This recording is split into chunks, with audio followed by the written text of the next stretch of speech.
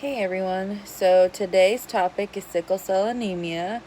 It's an inherited form of anemia, and it just means that there aren't enough healthy red blood cells to get adequate oxygen throughout the body. Normally our cells are like flexible and round, looking like little donuts, and they'll move easily in and out throughout our vessels. But in sickle cell, that hemoglobin S caused them to be like really rigid and like curved. These irregularly shaped cells can get stuck in all these like tiny little blood vessels, which can slow or block the blood flow and oxygen to parts of the body.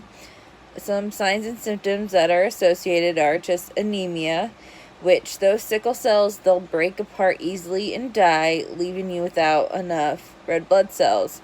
You know, the red blood cells usually live about 120 days before they need to be replaced, but sickle cells usually die in like 10 to 20 days. So, meaning you'll have a shortage of that.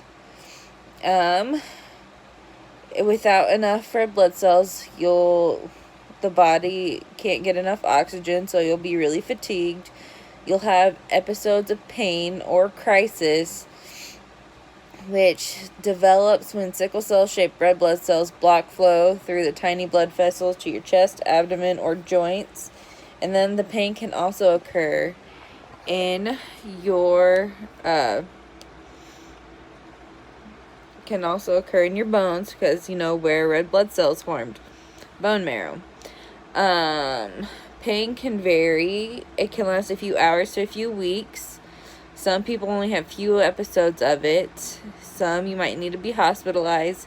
The best treatment for that is to make sure you're drinking plenty of fluids to keep all that red blood flow moving throughout your body.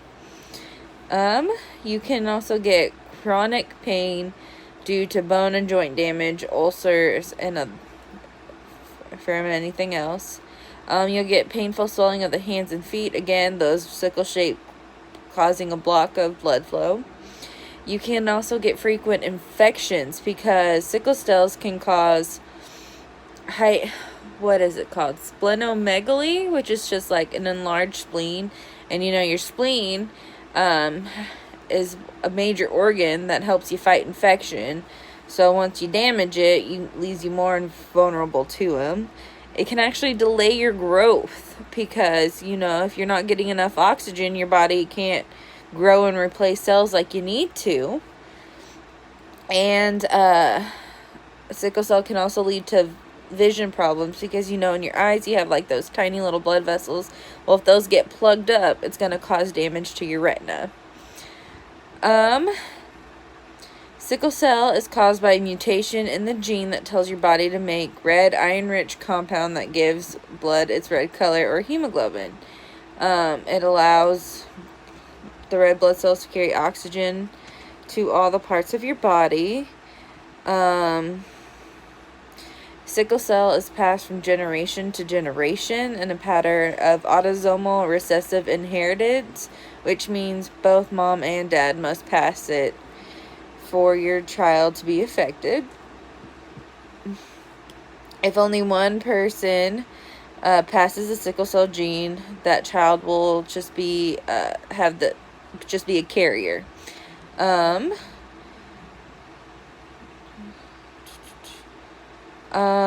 With just one normal and one defective, the person with that will make both, like the normal and the sickle hemoglobin, but it's not enough to like cause problems. But since they're carriers, they can pass it to the children. How do you diagnose it? You can just do a blood test to check for that hemoglobin S, which is a defective form of hemoglobin. It's part of the newborn screening that's done in the hospital. In relation to malaria, sickle cell, the incidence of sickle cell is increased where there are more problems with malaria. So the CDC birth cohort studies conducted in collaboration with the Kenya Medical Research Institute that investigated the issue, it found that the sickle cell trait provides about 60% protection against overall mortality And most of this protection occurs between 12 to 16 months of life before onset of clinical immunities in areas with really high incidence of malaria.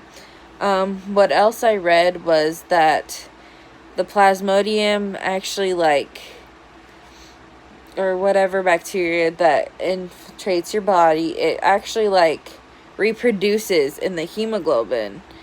So if it's already damaged, like, it's not going to produce as, it can't really replicate in a damaged area, so you'll have, like, a lower, what's the word I'm going to say? A lower infection rate of malaria, which, is why most people have that protection against mortality. I mean, you're still going to get malaria, it's just, it's not going to be as bad clinically. Thank you.